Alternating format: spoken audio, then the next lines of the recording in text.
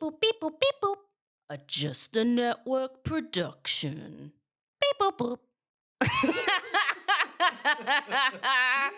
That sounds good. Take it away, me.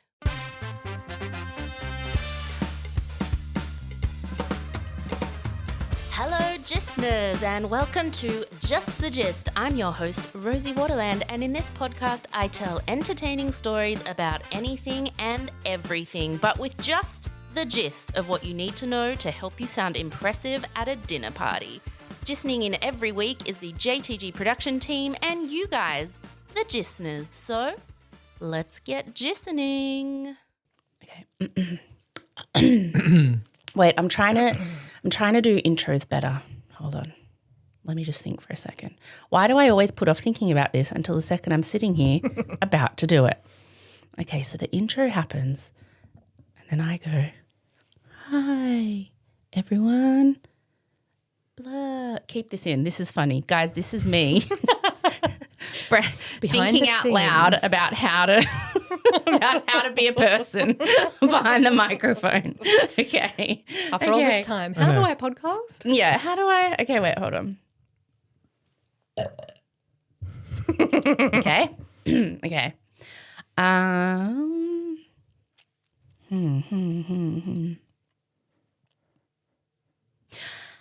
Hello. Oh, you guys can talk.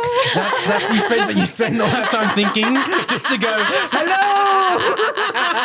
That was what I came That up was what with. you came up with. You have to keep all of that in. So then they hear that what I came up with was the Mrs. Doubtfire. Hello. Wow. There was a pause, James and I going, is that it? I was like, guys, that was it.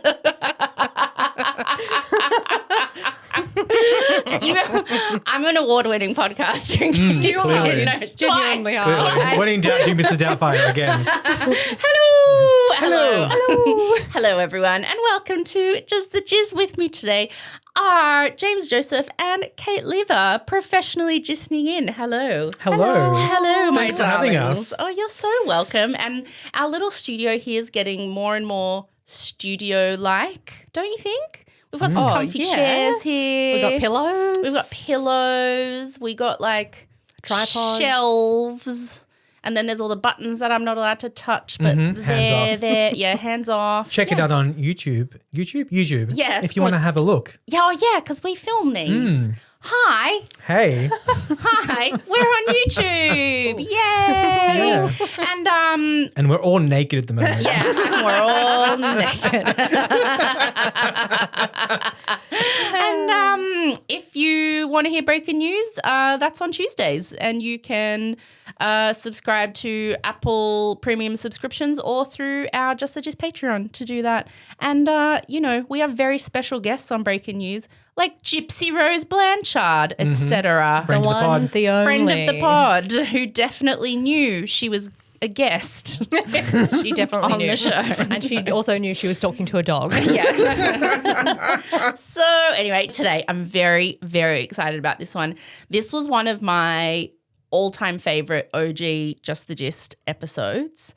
It's a story that I think a lot of people remember the movie, but they don't know a lot about what went into it and how it all went down.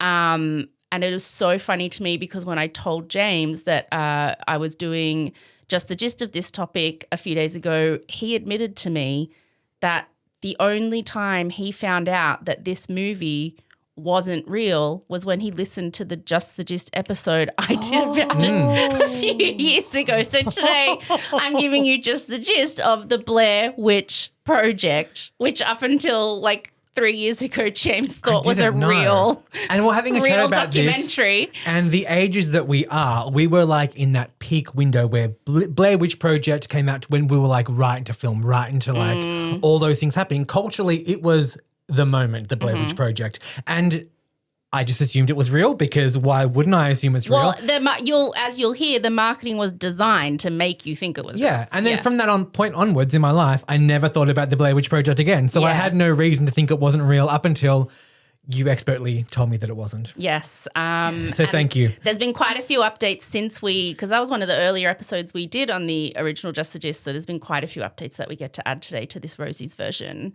re-record. What do you remember of? Do you know what you guys know, and any listeners will have picked up if they were paying attention to sort of my reactions, that I'm a real wuss, a real suki lala. So I definitely sat down to watch this movie, but I don't think I've even seen it in its entirety because it's too spooky. That is very Kate Lever. I don't know if I have either. Really? I don't remember seeing it at the cinemas. I'm surprised yeah. because it came out when we were in Year 9. Yeah. And it was, were we in Year 9? Yeah, it was the year 2000 it came out in Australia. So we were in Year 9, I think. Or maybe it was 1999, we were in Year 8. Well, anyway, we were about 13, 14, which was primo time for us to go to the movies because there was nothing else to do. Yeah, and you could make out in the dark. Oh, well, I was a loser, so I didn't have I didn't, but okay. I was smooching. I wasn't smooching. I went with my friend Alicia to Penrith Plaza Hoyts to watch the Blair Witch Project because, what we did on the weekend was go to Penrith Plaza Hoyts. The Sunshine Megaplex had just opened in Sunshine. Yeah. The big man, Millennium Man was around and it was the thing to do. The big hang out at the big statue. The best. What cinema did you go to? Probably Warringah Mall Hoyts. Warringah Mall Hoyts. Classic. But you guys don't remember seeing this at the movies. No. I don't have any great memory of it. If I did physically go to the movies to see it, I definitely watched it through my hands. I can't. I mean, I can't see you going willingly. I can see you. The only reason I think you would have gone is because everyone was going at the time and it would have been a peer pressure type situation because everyone was going. Definitely. But I pretended to like Rage Against the Machine at that time for a boyfriend. So I was definitely wishy-washy, didn't quite know who I was and pretended to like all sorts of things. See, so, I was very likely. open about my love of Backstreet Boys and Five, so maybe that's why I wasn't smooching at the cinema because I didn't pretend to like Rage Against the Machine. Well, I think that sounds like a much healthier adolescence. Okay, here we go. We are going to get to just the gist of the Blair Witch Project, otherwise known as, according to me, the greatest viral marketing campaign for a movie of all time.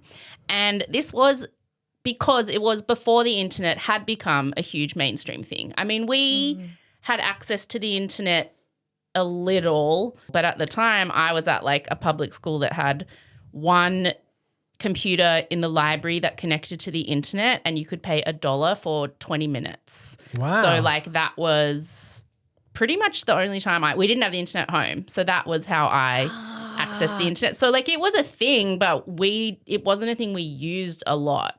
Did you use the internet a lot in this? It came out in 1999. So were you on the internet a lot? I was on the internet. See, I wasn't. With the internet at home. Oh, man. Yeah, I was on MSN Messenger at every possible waking moment. See, I wasn't. I had no idea how to use it. I think it's a huge part of why when I did end up going to a fancy school a couple years later, because my uncle paid for it, I found it quite hard to make friends, partly because I was a big loser, but also because everyone was on MSN and I didn't know what that was or how to use it or how to, I was like, what? Yeah. Google? Googly?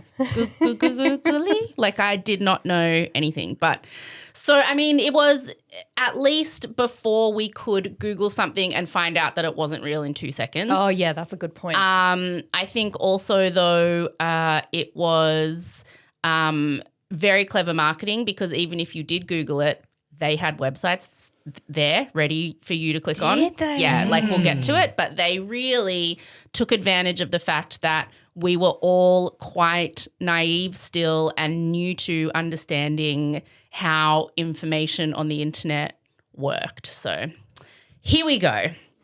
Released in 1999, The Blair Witch Project told the story of 3 film students who go missing while making a documentary about the legend of the Blair Witch.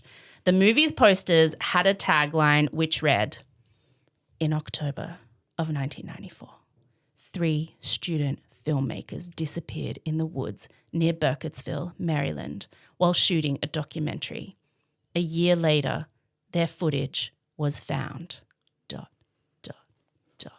and the image was just a close-up of a woman's face looking terrified, like she was filming herself with a camera. And that was the poster. And so at the time, everybody believed that this was a real documentary, that like people had found real footage, like cameras of these 3 uni students had found the footage of them, like, and something horrifying had happened to them, and we all thought we were going to see a documentary with this found footage, because found footage movies weren't really, I mean, this kicked off that trend, but before that they weren't really hugely popular in a way that we would doubt it was real. And it's such a great tagline that, like, even now knowing that it's not real, I want it to be real. Like, it is it's so compelling. Especially when you're 13 or 14, you want stuff like this to be real. Like, so before the movie came out, because there was such a huge marketing push that we didn't really know at the time, but there was, in the weeks to the movie coming out, we started hearing that this movie did show the last few real days before these 3 people disappeared.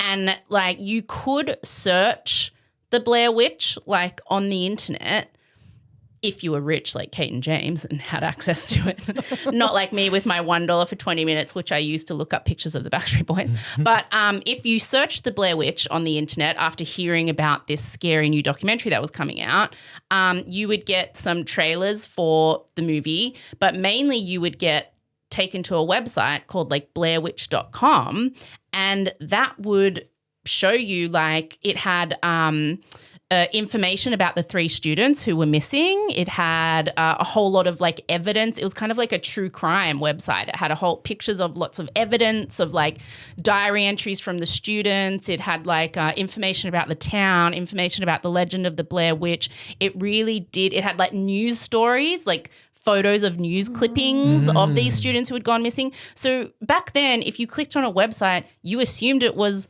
real. Yeah. And this looked like a real website devoted to like finding these 3 missing real people. Like uni students, and they'd kind of made the Blair Witch Project documentary to help, like, to bring attention to this case. And also because the Blair Witch Project was a thing that they had, like the Blair Witch legend was a thing they'd invented. They weren't piggybacking off something that was already real. They made all the websites for it. I've just realised, so the Blair Witch thing wasn't a pre-existing... No, they completely made it up. So any website, they were able to just fill the internet with whatever information they wanted about this thing and so create an entirely real universe. This is amazing. Yeah, and so... This is so impressive. So in the lead up to the film coming out, like, we'll get to it in detail later, but there was a documentary called The Curse of the Blair Witch, which was all about what they were saying was a real old legend about a Blair Witch. There were news stories about the students who were missing. There was the website that was filled with all this information about the students going missing. There was even a book, a whole massive book called The Blair Witch Project, a dossier, and it was like a true crime book filled with information about the case, interviews with police officers who were searching for the students. It was filmed with information about the students, photos of the 3 students when they were children. Like, I was so excited about this movie coming out that even before it came out, the Blair Witch Project, a dossier, was in Maya at Penrith Plaza, and it was the very first thing I ever shoplifted. Because me and my friend Shelley... Memories. Me and my friend Shelley were at Penrith Plaza, Maya, and it was there, and I started reading it, and I was like, this is the coolest fucking thing I've ever read about in my life. And I think the book was like $25. If I had that, I had $25 for like a month. And so me and Shelley were like, petrified because I was not a naughty girl. Yeah. But I shoplifted that book from Maya and just read it and read it and read it and read it and like by the time this movie came out, I was like, I'm an expert on this. Ask me anything. It felt real. So you're saying the people who made Blair Witch Project also made that book in advance? Well, I'm going to get to it all. Sorry. Yeah, Like, whoa. All of this, this was all a massive organized orchestration, like orchestration. Oh Is that a word? Orchestration. Yeah. This was This was a massive orchestrated effort. There we go. Yeah. I always thought Blair Witch was real, like not real, but like a legend existed, and then I'm already I know, this guys. Is genius. I'm going to give you just the gist of how they did this all. It is crazy. So everyone was talking about it. They had somehow managed to make something go viral before things went viral. They'd done it in the most genius way. I was desperate to see it. I remember going to see it at Penrith Plaza Hoyts. It was, at the time, one of the scariest things I'd ever seen because I was convinced it was real. And in the end, which is very scary, I was convinced that I was watching, someone die. Like, I thought it was real. God. Okay, so I definitely haven't seen the whole thing. Before we get into all of like how they pulled the marketing together and how they did it all, I'm going to give like a mini recap of the film because there may be people who either have seen it and don't remember it or haven't seen it, because we're old now and people listen to this who are adults yet 20 years younger than us. Oh my God. Okay, so here is a little just the gist of the Blair Witch Project film. It's made up of footage that has been found on the cameras of 3 film students, Heather Donahue, Josh Leonard, and Mike Williams. And as students at uni, like film students, they had heard about this urban legend about something called the Blair Witch. And apparently this witch had murdered a bunch of kids a long time ago in this town called Burkittsville in Maryland in the USA. And this witch had haunted the town ever since. And so they decide they want to make like a sort of student documentary film about it. They want it to be like their, graduating film project or whatever. So the first part of the Blair Witch Project is the 3 of them interviewing local people in Burkittsville. They go to Burkittsville and they just walk around this little town and they're setting up interviews with people about what they know about the Blair Witch legend. And all the people they interview seem pretty scared to be talking about it. And they all believe it's real. Like, they all believe it's real, and they all seem to hate it's something that curses their town. They hate that it's something their town is known for. A lot of them hate that they're even being asked about it for this documentary. And in interviewing these people, we find out a bit about the legend of the Blair Witch. So we find out that in 1785, Burkittsville was called the township of Blair, and several children accused a woman called Ellie Kedwood of luring them into her house to draw blood from them to make potions. Oh. Ellie Kedwood is found guilty of witchcraft because all these kids, accused her of this weird, crazy thing. And she's banished into the woods where they tie her to a tree in the middle of winter, and it's assumed that she freezes to death. She never returns, so they're like, it worked. But they also never find her body. Oh, this is so good. So not long after, all the children who had accused her of this blood potion thing, they vanish. And all the townspeople assume that Ellie Kedwood was definitely a witch, and now the town is cursed. And they vow never to mention Ellie Kedwood's name again, and they even change the name of the town from Blair to Burkittsville to try and just move on from the whole thing. But over the years that follow, weird, terrifying stuff to do with children going missing and or dying keeps happening in the town of Burkittsville. So in 1825, 11 witnesses testified seeing a woman's hand reach up and grab a small girl and pull her into the local river. The girl is presumed to have drowned because she never comes back up, but they don't ever find her body down in the river. And a week later, bundles of weird sticks start washing up on the shore covered in an oily substance. And in 1886, an 8-year-old girl goes missing and a search party goes into the woods looking for her. The girl wanders back into town on her own though, but the search party does not. And they are found later in the woods, their arms and legs tied together, and they have all been put on display, like with piles of rocks and sticks surrounding them, almost in like this kind of ritualistic artwork, and they've all been disemboweled. Oh, no. Yeah. So there's a big gap after this as far as the people they're interviewing for this tell them. So people start to assume the curse is lifted. So it's about 50 years later, just over 50 years later in 1940, 7 children are abducted from Burkittsville, just suddenly go missing one day. And there's massive searches. They are never found. No one can find them. But then a year later, in 1941, an old hermit known to the town called Rustin Parr, who lives in like a shack in the woods, he wanders into the local Burkittsville supermarket and says that he's finally finished. And he won't say what, but he just keeps mumbling that he's finally finished. So the police go to his little shack in the middle of the woods and find the bodies of all 7 missing children in the basement. They had each been disemboweled and tied together and put on ritualistic display like the men 50 years earlier in 1886.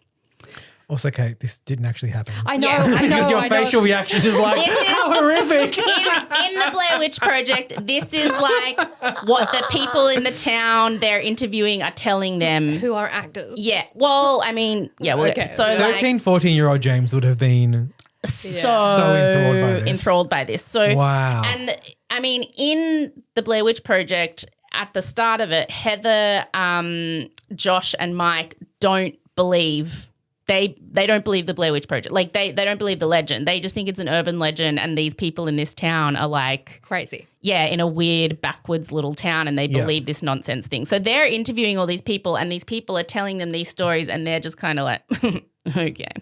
So Rustin Parr told the police that when asked why he had murdered these 7 children, he told them that the old witch had told him to do it. He said that he killed them one by one in the basement and he would make one child face the wall in the corner of the room and listen while he killed the next one. So they weren't allowed to turn around. They had to just stand in the corner facing the wall waiting for their turn. So Rustin Parr is convicted and hanged. And Heather, Josh and Mike research and find that that did happen with Rustin Parr. Like that was an awful thing that happened in this town. But they just think, yeah, he was a crazy person who killed children. This is nothing to do with a witch or anything supernatural. Yeah, like the people in this town are just like, come on, this is an urban legend. So the locals interviewed by Heather, Josh and Mike telling them all this stuff in 1994 say that ever since Rustin Parr murdered those 7 children, the legend of the Blair Witch has petrified the town. They also say that Rustin Parr's house is apparently still sitting abandoned in the woods. So after interviewing all these locals, Heather, Josh and Mike decide to venture into the woods to find it, to get footage of the house and just see what's out there. Maybe they can go to some of the other sites like where those men had been killed back in 1886 and that kind of thing. And like I said, they're not scared at all because at this point they just think they're making a documentary about hysteria because the 90s was definitely a time where like the satanic panic, the late 80s and early 90s, satanic panic was a huge thing, like mass hysteria around this kind of like ritualized like devil violence was like all over shows like Oprah and Donahue and all that. So like they think this is just a case of that and there was some awful murders back in the 40s, but come on, this is dumb. So they're not scared at all. So they find a place to park their car on the edge of the woods and they decide to hike into the woods and like camp for a few nights, hiking around, trying to go to the spots that they know are relevant to the story, to film footage. So the first place they go to is a place called Coffin Rock, which is where the search party men were found back in 1886. And they film some footage and everything seems normal and they camp for the night. And I want to point out here again, just for people who haven't seen the film, that all of this, like all of the film that you're watching is through the footage that they filmed. So it's not like a movie where you're watching them film stuff. Like all of this is made to look like it's from the tapes that were found in their cameras. Yeah, that were found in their cameras. Was it really people were like vomiting and stuff in the cinema because of like how the motion of like watching the shaky. Because in order to make it look real, it was like the actors just filmed it all on handy cams and that people getting motion sickness. Yeah. So they get some footage at Coffin Rock. Everything seems normal. They camp for the night. The next day, they find an old cemetery with heaps of like little rock piles that look to them like quite ritualistic, like Stonehenge-y, kind of pagan-y. Like it's clearly not natural rock piles, like they've been set up this way. They think that's weird, but they're just like, you know what? Teenagers live in this town. This is a fun urban legend, whatever. Like kids have probably come out here and done this kind of thing. Sorry, my nose is really itchy. It's the Blair itch. Oh my God. Keep that in. Sorry. Keep that in, you dag. Do not cut that. Do not cut that. I want to cut it. It's the Blair itch. I love it. Oh my God. They camp again that night, and that night is when they start hearing weird stuff. And so they turn on the camera like inside their tent. They can hear like twigs snapping around them. That sounds like, you know, people are walking and like breaking sticks spooky. under their feet. Like it doesn't sound like natural, like nature noises.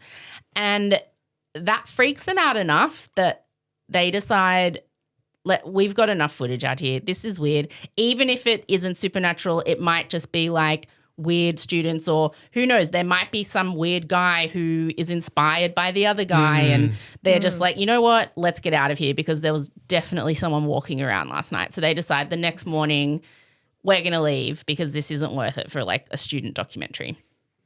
But the next day, they can't find their car. Like they can't find the edge of the woods at all. They have a map and they have a compass, but they just can't find their way out. And they get all turned around. They like start realizing, they start seeing the same things, and they're like, are we hiking around in circles? And they literally are hiking around all day, like going back what was quite a straightforward way that they walked straight from their car on the road to where they were. They could not find their way back for the entire day.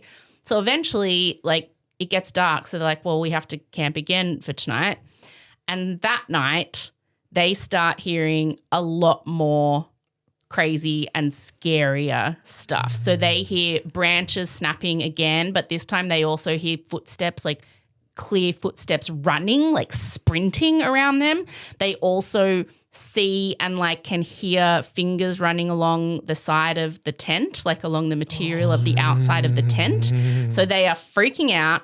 And the next morning when they wake up and come out of the tent, they find that their tent has been surrounded by the same freaky little pagan rock piles that they'd seen back at the cemetery. So they're filming all of this and they're freaking out. That day, they're like, we are getting back to the car today. But then they realize they've lost the map. And then Mike admits, we didn't lose the map. I just got so shitty and threw a tantrum and I threw it into the river. And so then they start having this big fight, and now they don't have a map. All they have is a compass. But these are like 3 20-year-olds in 1994, as if they really know how to use a compass. And then walking around again all that day, trying to find their way back to the car, they start seeing all these weird little stick figures like tied together with twine hanging from trees. And this is like it's a famous symbol from the poster. That's like what this I little remember. stick figure thing. They're freaked out by them, but again, they don't find their way out of the woods that day, so they have to camp one more night. And that night is when things get really freaking scary. They hear children laughing in the distance outside their tent. They hear more footsteps, and this time, instead of just like fingers running along the tent, something starts violently shaking the tent like it's trying to get inside.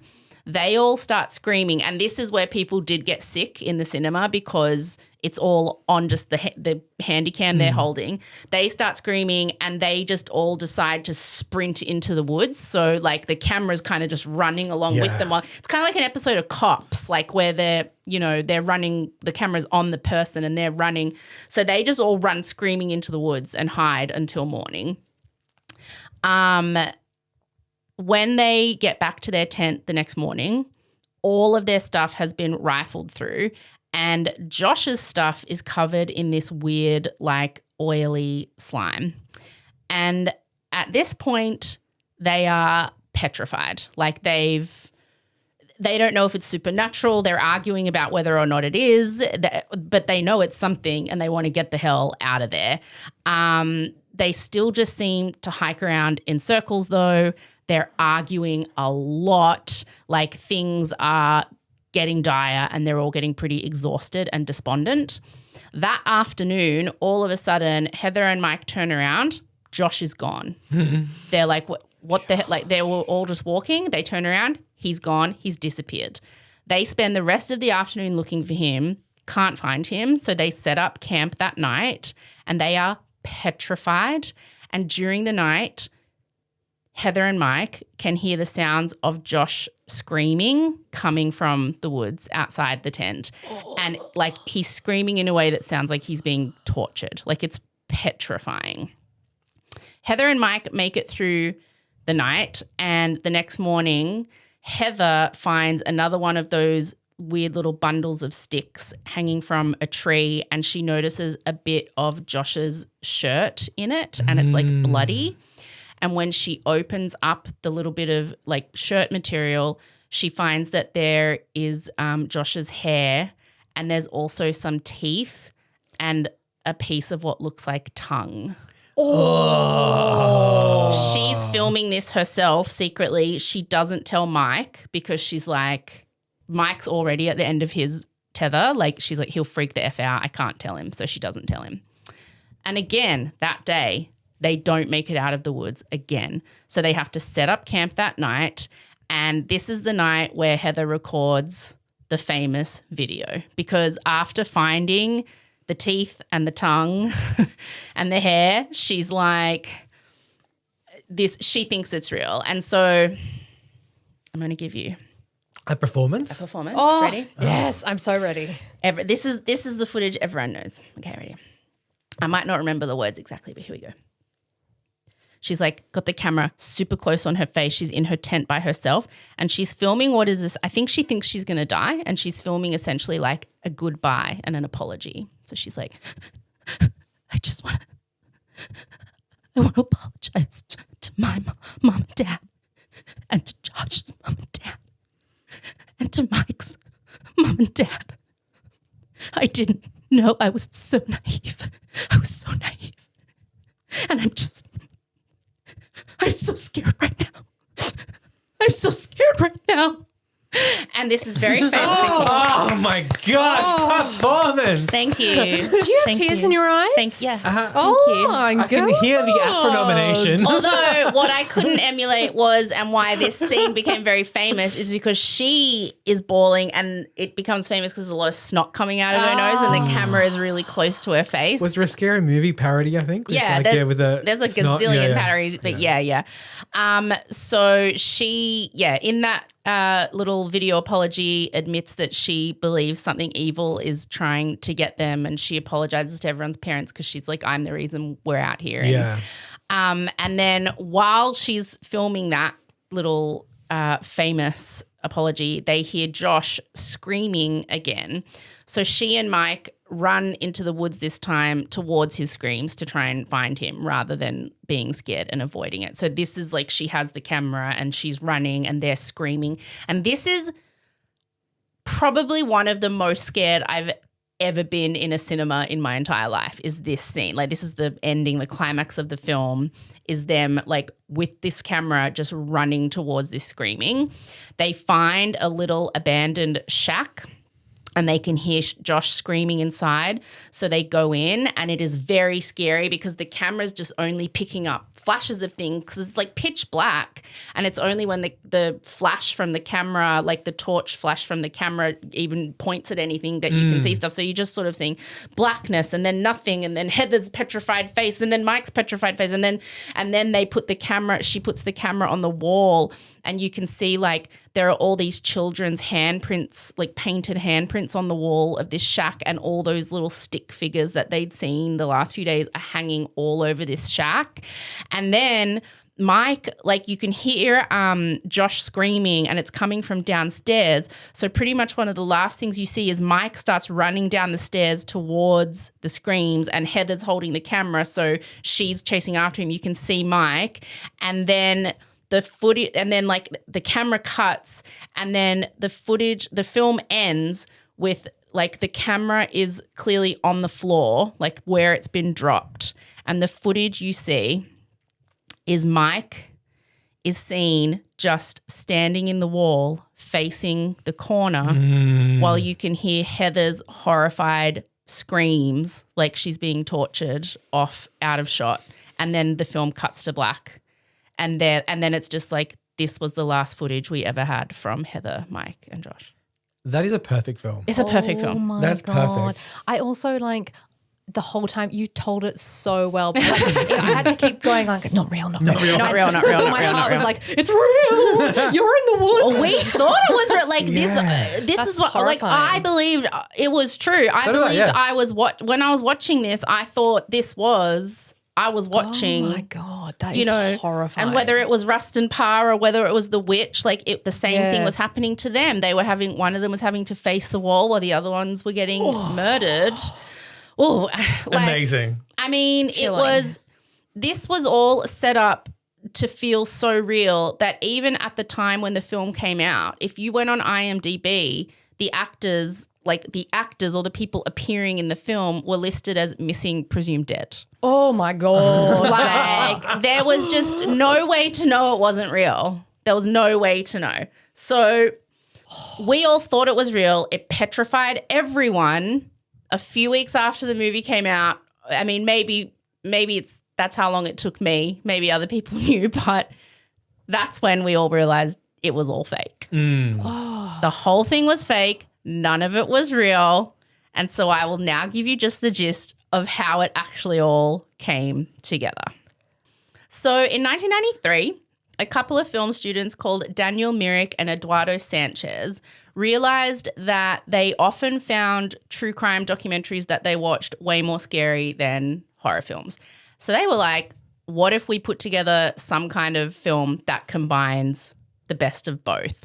I feel like that is like a pretty common genre these days. Horror films are shot like documentaries. Found footage films, yeah. And there had been a couple before this, but none on this scale. Yeah, like so the Blair Witch Project really did kick off what became known as found footage horror films, which I think went on to mostly become a lot more famous with the Paranormal Activity movies. Yes. Is what then took the genre and made it like high budget and So Daniel and Eduardo got a very small ragtag team of other film school graduates together, and they were all kind of working shitty day jobs after having graduated film school, and they wrote a 35-page script about something that they entirely made up called the Blair Witch.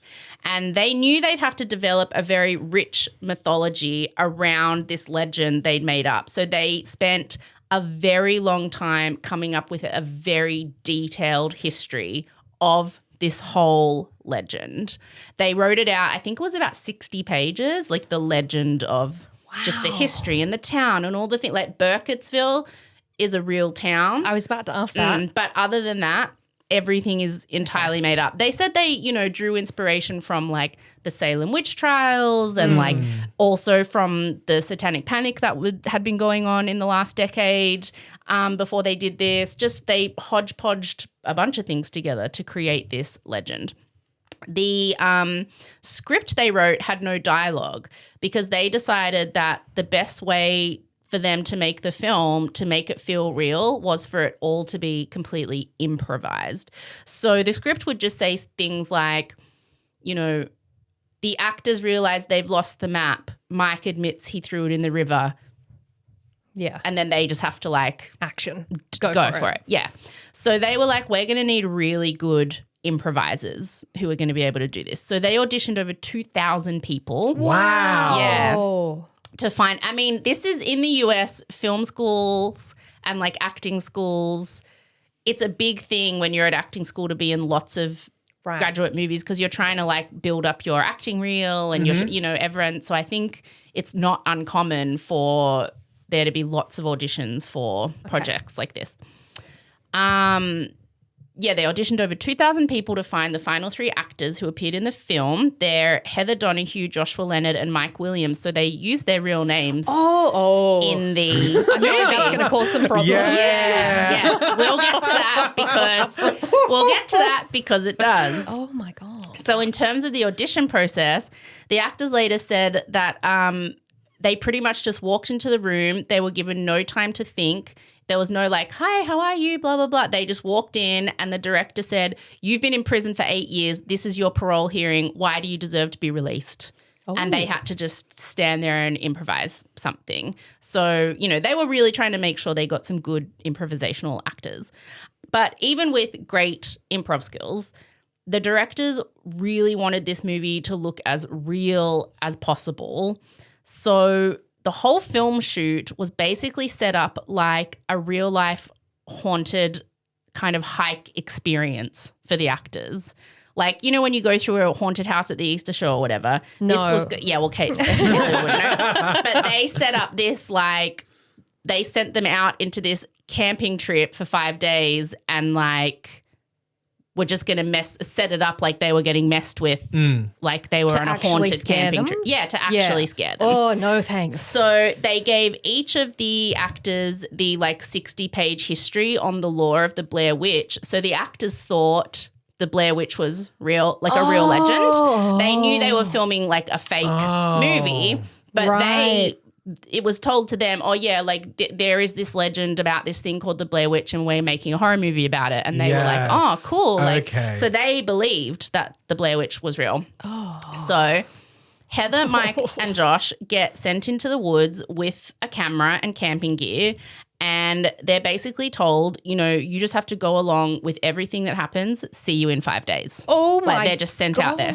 Oh. In order to keep things on track, the actors had a little GPS tracker that would lead them to a drop point each day. And that is where they would drop off their tapes that they'd filmed the day before. And also the drop point was a little bit of food and water and script notes for each of the actors that they weren't allowed to let the other one read.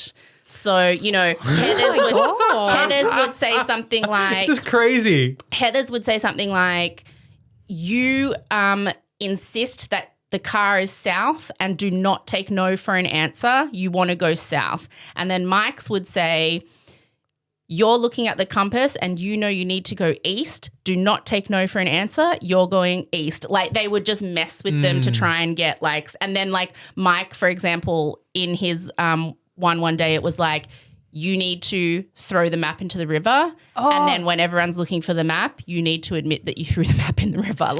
So they give them little notes like that to sort of keep the story ticking along to try and get the footage that they need. And that's why they were fighting all the time, probably genuinely fighting. I think so. I mean, the actors have said since that, they knew that whenever they were filming, they were acting. But because it's improv, sometimes things can get a bit intense, and they had a safe word, which was taco, in case which they implemented that system themselves because the crew were just we're going to mess with you to get what we need. So the crew wanted the actors to seem genuinely terrified and exhausted, and one of the directors had gone to army survival training, so he thought, I'll treat this like that, which is basically where you're in the wilderness for a few days getting hunted with hardly any food or water. So you're hungry and exhausted. So at the drop points each day, they were giving them less food and less water. So they were trying to make it so they were starving and exhausted. They also were making them walk miles and miles and miles every day just to get them really at the end of their tether.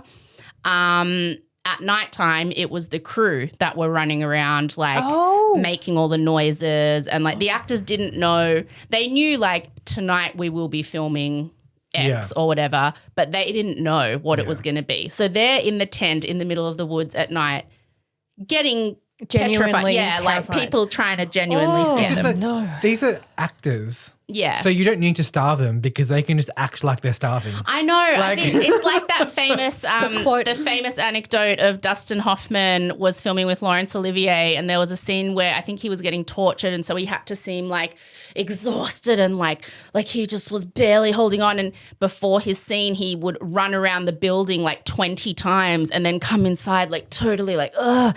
And Laurence Olivier was like, why don't you just try acting, son? Exactly, like, yeah. You know, Yeah. like it's, I mean, there's different ways of doing it. I think to them, because they had such a low budget, they were like, what's going to make this film great is all tied up in this footage that these guys are filming. So it needs to like, Be authentic. we need to authentic. do what we can to make it authentic. Although, you know, I would say today there would be a lot of pushback on this kind of behavior. I mean, it's the kind of thing where like, you know, people go method, and there's been a lot of pushback in the years since Me Too, like against Jared Leto for things like when he went method playing the Joker and would like do things like send the female cast members used condoms because he's like, I wanted to get them like feeling really scared of me as the Joker. And it's like, or they could just act. Yeah, like no do you know what I film is mean? worth Like that kind of behavior. He is a disgusting human being. And there's also, you know, stories of some quite famous stories. This is just the gist. We won't go into them, but there's a lot of quite famous stories of almost always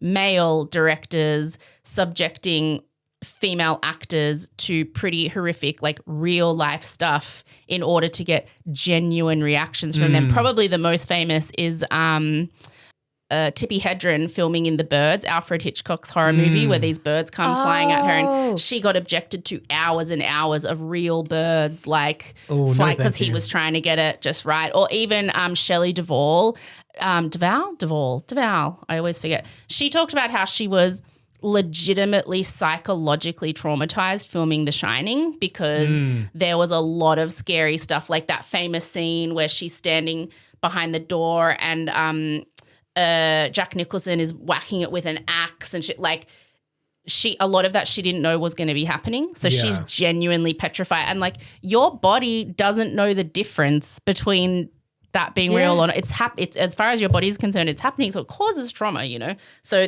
I think there would be a lot of pushback to how they film this movie today. Oh my God, but back then it was considered like innovative and cool. And when you told us the filmmakers' names and it was two male names, I was like, of course. And like 24-year-olds who just graduated film school, like, you know, they're going to be like, let's do it like Alfred Hitchcock. Well, unfortunately, though, they would have been like, we are inventing a new style. And they kind of did, which is unfortunate because it reinforced. Quick question. You mentioned budget. Are these actors being paid or are they being paid in exposure? Oh, we'll get to that. Oh, okay. We'll get to that. Okay. So, because I mean, at this point, they didn't know there was going to be exposure. They thought it was going to be just a small student film. They didn't know. So they were walking miles and miles every day. The crew were the ones making all the noises at night, very scary. They were basically living out a real life horror scenario. Like when Heather found the teeth and the hair and the tongue in that little thing of sticks, her reaction was real because they did not tell her she was going to find teeth and hair and tongue in a thing. The teeth, by the way, had been obtained from a dentist and the tongue was from a butcher, but the hair was Josh's real hair. They'd cut a chunk of his hair and put These it people are insane. in there. And like on the day Josh disappeared, he knew he was getting taken because it had been in his little actor's notes the day before.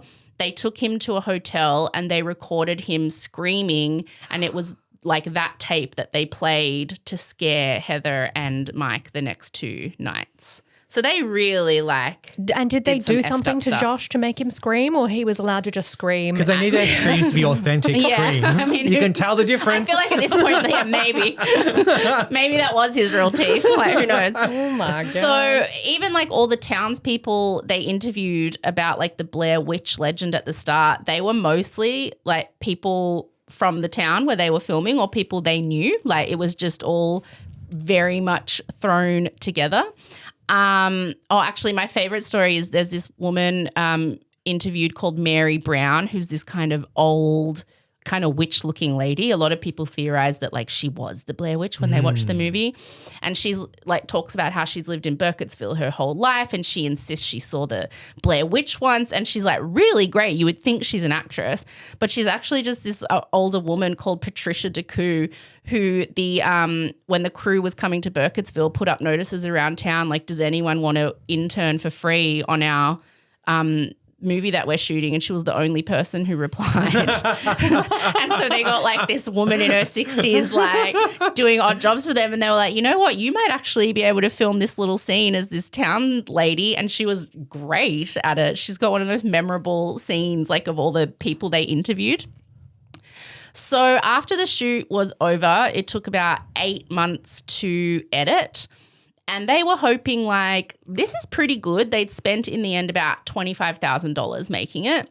And they were like, maybe we'll get this on HBO or something. Like they thought maybe they would get it. They thought this is better than just a student film. Like let's submit this around and see where we can get this thing. Then they can't believe it. It gets accepted into the Sundance Film Festival. Whoa, that's a big deal. Yeah, that is a huge deal. Wow. So for people who don't know, film festivals like Sundance or the Toronto Film Festival or the Cannes Film Festival, basically a lot of these films, some of them are just premiering like normally, but a lot of these smaller films that show at these festivals have just been made by people who have, you know, production companies that have paid to make it themselves or people who've paid to make it themselves.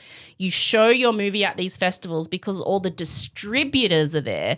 So all the people who like pay to put movies out into the world, because you need a lot of money for marketing and you know, making the movie into the thing that goes to the cinema or whatever. They all go to these festivals, watch these films, and then decide whether or not they want to buy them. And so when you get in, if you're a little self-funded film that gets submitted to Sundance, you're hoping that a big company there will want to buy your film and distribute it. And so when they get into Sundance, they're like, okay, we need to be really clever here. And so that's when they spend money on like a little bit of money on marketing, and they do this genius thing where they tell the actors like, you can't come. You need to pretend you don't exist because we've used your real names. That's when they change their names on IMDb to like missing, presumed dead. They hand out flyers in Sundance the week leading up to the film's premiere, like missing flyers, kind of acting like this is a documentary about these missing film students. And so they're handing these flyers out all over Sundance to get attention. And so a lot of people come to watch the screening because they think, oh, this is really sad. Like these 3 students are missing. They come. The screening happens and there is a bidding war. Like everybody wants this movie. A distribution company called Artisan buys the rights to distribute the film for $1 million. Oh, wow. And they had spent $25,000 making it. Yeah. Also $1 million in the late 90s. Like it's like quite a lot, yeah. Wow. And you're 24.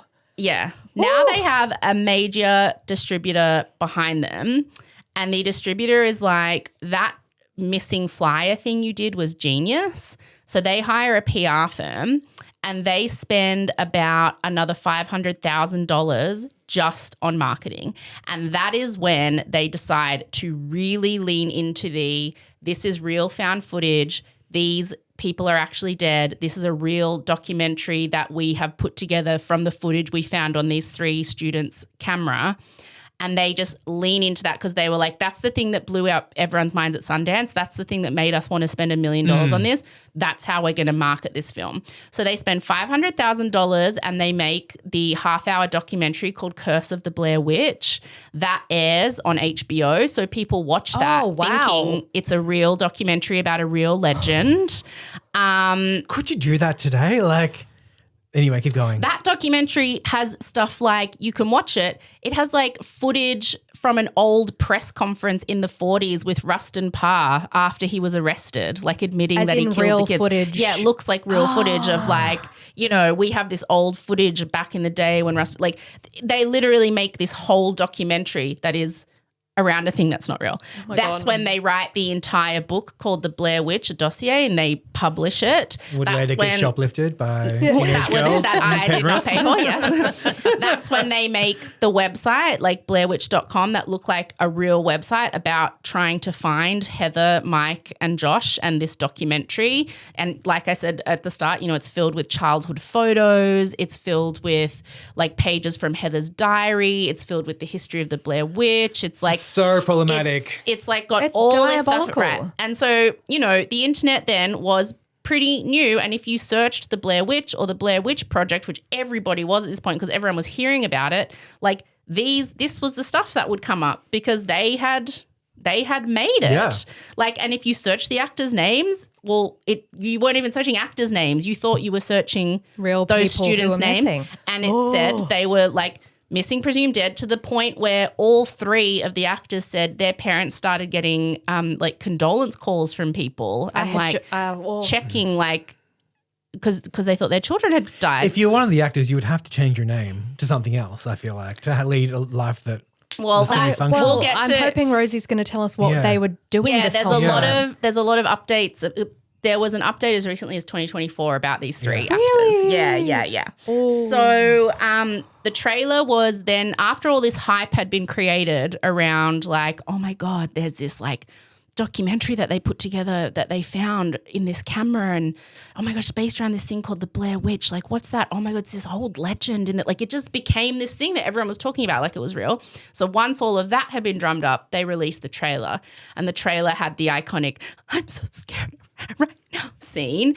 And so before the film was released, the whole world was just on board with this being true. Like it was a viral phenomenon, and the film had not even come out in theaters yet. It became one of the most clicked on websites of all time at that point. Wow. They were really smart. They started just posting full page ads in newspapers and like at bus stops and stuff that just said blairwitch.com. And so everyone was searching it. It ended up getting like about 200 million hits, which at the time was just unheard of. Like it was crazy. In the end, the Blair Witch Project, like all up, ended up costing about $525,000 to make technically, because it was $25,000 that the two guys initially paid to film it, and then the marketing that the big company put into it was $500,000. When the film was released, it made $248 million. Whoa! And I mean, so leaving out like that is off. It cost $25,000 to make. Oh my God! And it made $248 million. Wow! Plus the 500 G's on marketing, but still. So this just could not happen today. Like a simple Google search today would immediately reveal that none of this was true. And we're also a lot more sophisticated in our knowledge of the internet and in our like cynicism around what information we're fed and stuff like that. So I think this just wouldn't work today. But there were just so many detailed like fake documents and footage and photos and letters. It was really hard. Like people at the time thought it was impossible that it was fake. Like they, even when they were trying to like convince people it was faked, it was like, it was impossible. People, when it came out that it was not real, people were like, no, it is real. It is real. Like people just found it so hard to believe. They've also fabricated like 70 years of evidence to support this story as well. So it's not even like they're saying this is true. It's like this is true, and here is all the evidence throughout the years of why it's true. Like I feel like that's a murky line in terms of. Well, I mean, so for example, a guy called Ben Rock, who was the production designer on the shoot, he also wrote the majority of the mythology in that original sort of 60-page document. And he got into an argument with someone on a like Reddit forum or whatever at the time about the Blair Witch Project, like the person was saying, look, we found out that the movie's not true, but the Blair Witch legend is true. And he was like, it's not. I'm telling you it's not. I wrote it. I made it up. And the person was like, no, I don't believe it. It's true. It's how can you look at all the evidence. 70 years of documents? Yeah. So like people really at that point, I think maybe wanted to believe it was real because it was like, it was fun. Also, it would be so much easier to disappear for those 3 real people, the actors. Like these days, if you wanted to disappear or ask 3 people to pretend to disappear, their digital footprint would show up somehow. Like, well, they didn't want to disappear. They were pissed off. So quite right. In the lead up to the original release, they were told, like, stay out of it. They weren't invited to, like, the premiere. But it soon came out. It soon came out that the actor. Oh my god, they're here. Yeah. It did soon come out though that like the actors were alive. And because after a few weeks, the filmmakers and the distribution company and everyone wanted to talk about how they did this. Like, yeah, we got you to believe, like, this isn't just found footage. We made an incredible creative film. And so that's when people were like, well, we want to meet the actors. And the actors were like, yeah, we want you to meet us too. Like, we literally they got paid scale, which is like a few $100s a day. Like just for shooting. For the most horrifying experiences of their lives. Just for shooting, and that's it. So at the time when they finally were allowed to come out in public, it was because the distribution company needed them because people wanted to interview them. So they were like on the cover of movie magazines. They were on like the Tonight Show. They were getting interviewed everywhere. In one interview, Heather said she joked, oh, I'm the poorest, most famous person in America right now. And she got in trouble because they were like, don't tell anyone that. It was such a bizarre thing for them because their real names had been used, and then it came out that they were actors. They started to publicly get a lot of the backlash of like, you lied to us and made us believe this. Yeah. And it's like, well, we were just acting in it, bro. Like, I don't know. But then things started to shift for them when they realized we probably shouldn't have signed a contract that said you can use our real names in perpetuity. Oh, no. Because at the time they thought it was just a student film.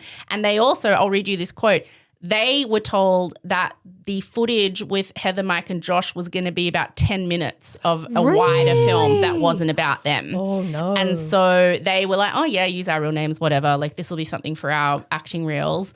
No. They had, when the movie came out, they had no idea that the whole thing was going to be just them. And then, Heather gets nominated for and wins the Razzie that year for worst acting performance. So the Razzies are, for those who don't know, like they happen the day before the Oscars and they're for the worst performances of the year. I think her performance is good. I think her performance is excellent. Everyone thought it was real. Yeah, everyone thought it was real. Yeah, like, I think it's really unfair. Please. And they also say that, like, after they do all these interviews and they're invited to a few premieres, but they have to pay their own way. They're not like, they don't get, it's like, yeah, you can come, but good luck getting here kind of thing. Then they think, well, at least, our careers will take off. No, because their real names were like used for the characters' names, all casting agents and directors and people in the industry just assumed they were playing themselves. Yeah. So they were like, well, I don't think you could really act. You just played yourself. Like, so it kind of actually hindered each of their careers, they say later. There's an interview in Variety in which all 3 were interviewed about what was going on at a time. And it says, I'll read you this quote. Heather Donahue was still puttering to her temp job in a 1984 Toyota Celica before it broke down right underneath a billboard with her face on it.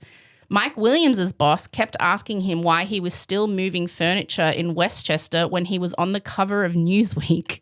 And Josh Leonard found himself serving food to his agent at a function days before he appeared on The Tonight Show. So it was just like a very weird time for them where it was not paying off for them in the slightest. They complained at the time. They were like, yo, this whole thing is based around like we're the face of this. Also, technically, we filmed this. I was about to say like, the camera people too. We filmed this. And so at the time they were each given allegedly a $10,000 bonus. So they each got given $10,000. Not enough. Not enough. In 2004, they heard that Blair Witch 2 was being released, and a big part of Blair Witch... There's a sequel? There's a bunch. Is there? A big part of Blair Witch 2 revolved around like the characters of Heather, Josh, and Mike, but it's their real names and their real faces. So there was a lot of murkiness there about like, you're now launching a sequel that has a whole backstory based around because it's our real names and we gave you childhood photos and we have like it's around us. And so they sued. They were like, you can't do this. This is meshing the reality between what the characters of this film are and us as people. And they got $300,000 each at the time to be paid out over a few years. But Heather even says, like, back then, even years later, there are still people who don't believe that it's fake. Like, she'll often get targeted by people who believe that Heather, Mike, and Josh were hired as, like, actor patsies to go to the premieres and, like, say that they were the actors in it just to trick everyone into believing it was a fake film, but actually it was real footage. It was a real film. Like, so they've sort of been tied up in this bizarre legend and story and been the face of it for all these years because I think people really wanted to believe it. A lot of people really wanted to believe the fun kind of gets sucked out of it when you find out it's not real. Yeah. But those three, Heather, Josh, and Mike, are the ones who kind of cop the brunt of that situation. So even at the time, I remember fully believing it. And it wasn't until like quite a while after I was one of the people who believed it was true. Like I was like, well, you know, we found out that like the movie's fake, but the Blair Witch legend is true. Like I was one of those. And it was like a couple years later that I was going through my Blair Witch dossier book and very clearly in big type at the front on like the first page of the book where they put all the publishing information was a big publisher's disclaimer that said, the following is a work of fiction. Any resemblance to people or stories living or dead is a coincidence. I could have read that at any time. When you're 14, you're not going to see it. You're going to be like, I'm sorry, this is too good. I remember seeing that a couple years later and just being like, it was right there the whole time, Rosie. Like it was right. And those disclaimers are in the credits of the film as well. Like it was right there. Were they? Yeah. I mean, if you stay till the end. Yeah. Oh, yeah, which nobody does. So, and then, you know, it gets to the point where even a couple years ago, James only found out it wasn't real until he listened to the original. Why would you? Why would you think about it? Never really thought about it again. Yeah. So, here's some extra stuff that we couldn't put in the first episode because this hadn't happened yet. It was only in 2024 when it was announced that some more Blair Witch stuff was coming out that Heather, Josh, and Mike went public and started doing some press about how sort of ripped off they'd been over the years and about how difficult it had been for them. And they weren't suing the distributor, I think probably because they already did and had settled for the $300,000, but they went public with a proposal. So I'll read this to you. This is from the Hollywood Reporter. It was announced, I think, in February last year that a new Blair Witch project was happening, and they went public with this sort of statement proposal in April. The stars of the Blair Witch Project have come together with a public proposal to Lionsgate after the studio recently announced a partnership for a reboot of the 1999 horror sensation. Heather Donahue, Joshua Leonard, and Michael Williams wrote in a statement on Saturday that they're asking Lionsgate for retroactive and future residual payments. Yeah, I think so. Meaningful consultation on any future Blair Witch projects, and an annual $60,000 grant for an unknown aspiring genre filmmaker to assist in making their first feature film. they say, our film has now been rebooted twice. Both times were a disappointment from a fan box office critical perspective. Neither of those films were made with significant creative input from the original team. As the insiders who created The Blair Witch and have been listening to what fans love and want for 25 years, we're your single greatest yet thus far unutilized secret weapon. And I think this is interesting because if I read that like some people had signed a bad contract when it came to a film and they weren't, like most people don't continue to get residuals off, like for TV it's different, but for films, unless you're a big star and like what you've negotiated, it's not usual to get residuals off a film. You get paid for your appearance in it and that's it. Yes, they signed a contract for a very small fee and no one was to know it was going to blow up the way it did. So I'm not saying it's fair, but I would kind of otherwise think that really sucks, that's unfair, but that's just kind of the way it went. Like you signed this, you did the work, you got paid what was agreed. It could have just been a small student film in which you would have been happy, but then it blew up and you ended up getting $300,000 or whatever. But the thing where it feels different to me is that all of it is based around this murkiness of them as real people because they use their real names and their photos and stuff. All of it is based around like you can't separate the Blair Witch from Heather Donahue, Joshua Leonard and Mike Williams. Like, and that's them. And so that I think is where they have a bit of a leg to stand on because it's like we are these real people and you talk about like the films are based on like the sequel films are based on the stories to do with us because you used our real names and like it's had a profound effect on our life. So I can see that there is something more to it than, oh, it's just not fair that we didn't get paid very much because this is an ongoing thing to do with their identities. So the trio's public proposal last year also included a statement from the original directors, Eduardo Sanchez and Dan Myrick, and they say, while we, the original filmmakers, respect Lionsgate's right to monetize the intellectual property as it sees fit because they sold the intellectual property to them, so, you know, we must highlight the significant contributions of the original cast, Heather Donahue, Joshua Leonard and Mike Williams. As the literal faces of what has become a franchise, their likenesses, voices and real names are inseparably tied to the Blair Witch Project. Their unique contributions not only define the film's authenticity, but to continue to resonate with audiences around the world. And I guess like that makes sense to me too, because to Sanchez and Merrick, like the offshoots and the franchises and the sequels, their names aren't attached to it because they've sold it, they've moved on, they're attached to the first movie and that's it. But anything that gets made to do with Blair Witch includes Heather and Mike and Josh's names, even if it's shit, even if it like they have no choice in that.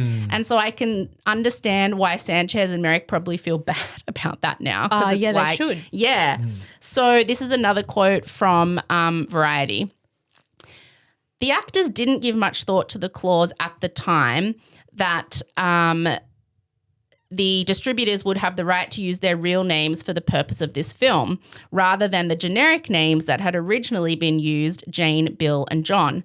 The filmmakers explained that the footage they were going to shoot would comprise roughly 10 minutes of a fictional documentary about their characters' purported disappearance while seeking evidence of the fabled Blair Witch. Using their real names would just make it feel that much more authentic.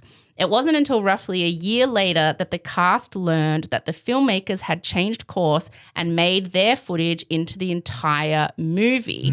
Yet when the Blair Witch got into Sundance, the actors had to pay for their own travel and lodging to any subsequent premiere they attended. Friends and family kept telling them about new Blair Witch merch they'd seen, like the character journal Donahue wrote during filming. So she wrote the journal during filming and that was used as like in the book. God. I remember reading it in the book I had. It's on the website. Like she did all of that during filming. Their names and likenesses were also used in comic books and other products. And when they learned that Artisan was using their identities in a sequel called Book of Shadows Blair Witch 2, Donahue says, it became obvious that the uses were going to be constant. At that point, I thought to myself, if this is what success looks like, I would like to get out of this business. More than the money, the actors say the big victory from their settlement at the time was that Artisan, now Lionsgate, can't use our names and images to make money for themselves anymore. Donahue jumps in, but they kept doing it anyway. For example, in 2016, Lionsgate made a sequel titled simply Blair Witch that follows a character written to be the fictional Heather Donahue's younger brother. Oh, no. But she's a real person. Like, it's so murky. When Lionsgate first approached her about the movie, Donahue says, they made it clear they planned to use her full identity until she invoked the settlement and forced them to remove her face and last name. So they were basically like, sue us. Yeah. Sue us. And she can't afford to do that. And this is crazy. Donahue says that when she informed Lionsgate of the unauthorized use of her screaming from the climax of the Blair Witch Project in the 2022 film Tar. Oh. Yeah. What? The one with Cate Blanchett? Yes. Oh. So the 2022 film Tar uses the audio of her screaming from the Blair Witch Project, and she went to Lionsgate and was like, what the hell? And the studio was just like, sorry. Wow. This is so bad. Yeah. So, and this is where they've kind of all ended up. So this is from an interview they did last year when they sort of put this proposal to Lionsgate. After taking odd jobs, Williams stepped away from acting in the late 2000s to become a high school guidance counselor. He's recently started acting again, but at the time that Lionsgate approached him about using his image in the 2016 Blair Witch film, he and his family were temporarily living out of a one-bedroom apartment after their home was ruined during a flood. Any money coming his way felt like a godsend. Unlike his co-stars, Joshua Leonard was able to maintain a career as an actor and a filmmaker. From Lynn Shelton's 2009 mumblecore comedy Hump Day, I don't even know what that is, to some other stuff that I haven't heard of. He has no regrets going public about his grievances to do with the Blair Witch Project, though. I don't need Lionsgate to like me, he says. I don't care that they know that I think their behaviour has been reprehensible. I don't want my daughter to ever feel like anything is more valuable than her self-worth. And then the article goes on to further quote, they all stress that they remain proud of the Blair Witch Project and their work in it. They just never consented to giving up their identities for free. For them, the financial equation is a simple one. Is there value there or not, Donahue says. If there's value, compensate us accordingly. And if there's no value, then just stop using us. And so that's where they ended up. I tried to find whether this proposal they put forward, like, look, we can't sue you. You're going to keep making this stuff anyway. So how about you agree to give us just a cut of the profits and you agree to donate to a filmmaker every year and you agree, like, can we at least come to some agreement? From what that was April of 2024, and from what research I did, I can't find that it ever came to anything.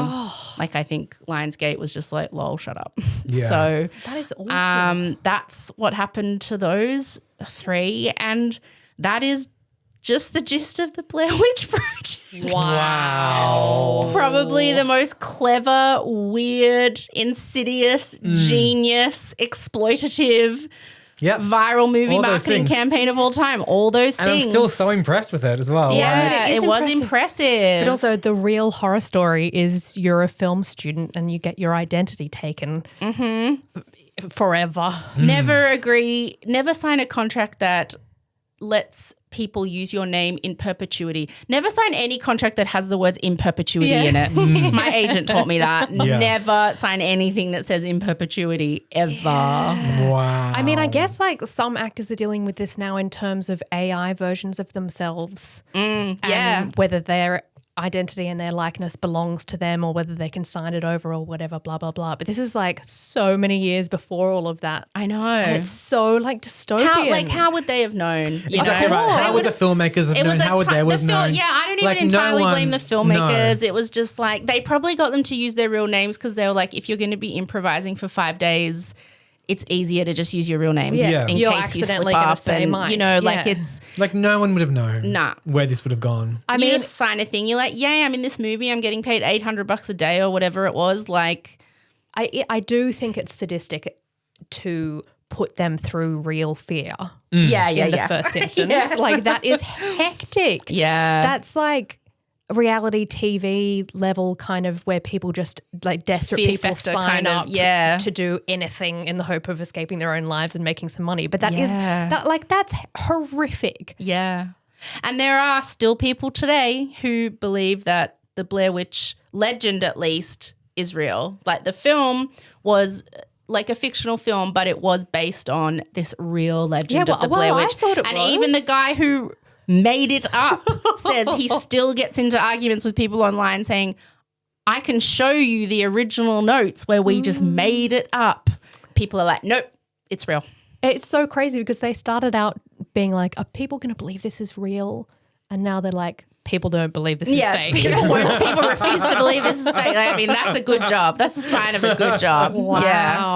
Wow, it's amazing. Rosie, Yeah. that was amazing because I did not know any of that. Yeah, I love this story. This is one to impress your friends with at a dinner party. Just like how they put Blair Witch Project together. It's so And I wonder cool. how many people are listening and watching this right now, just learning for the first time that the Blair Witch movie and the story behind it were completely fake. Totally like there would fake. still be people out there who find this surprising to this day. Yeah, yeah. Actually, just last week on Instagram, I saw a post about the paranormal investigative thing with a picture of a woman saying like she's really gone missing. So people are still, and I looked at the comments and they were all like, guys, this is like, fake. Yeah, it's fake. it's fake. But then so many people were like, I can't believe she went missing. Yeah. Like, so people are still doing it. Still, and AI's made it that much murkier. Yeah. Like everyone has stories now of like their parents calling them going, oh my God, can you believe I saw this thing on Instagram about, and they're like, Mum, that was AI. That was AI. That was AI. I know. You didn't see a flying car. That was AI. Like, you know, it's like, gosh, it's only going to get My worse. mom is always sending me videos of like really close up, beautiful photo AI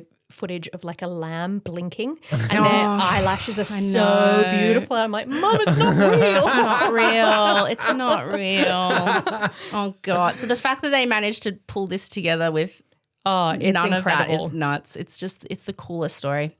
Okay, cool. Well, Thank you so much. Wow. thanks Yeah, for thank you. being my professional listeners this week. And catch ya. Bye.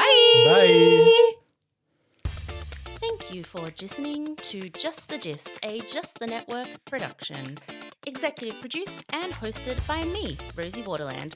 Produced and edited by James Joseph with additional production support from JTG team Kate Lieber and Hayley Stavely and Acast legends Guy Scott Wilson and Simon McDermott. Looking for breaking news? It drops on the Just the Gist Patreon every Tuesday, along with a whole lot of other bonus audio, video, and behind-the-scenes content, which you can access for just $1, $1 a week by clicking the link in the show notes or searching Just the Gist Podcast on Patreon. Follow Just the Gist on Instagram and TikTok at Just the Gist Podcast, and watch the video version of every episode on our YouTube channel, also at, funnily enough, Just the Gist Podcast. Follow Rosie, that's me, in all of the places at Rosie Waterland.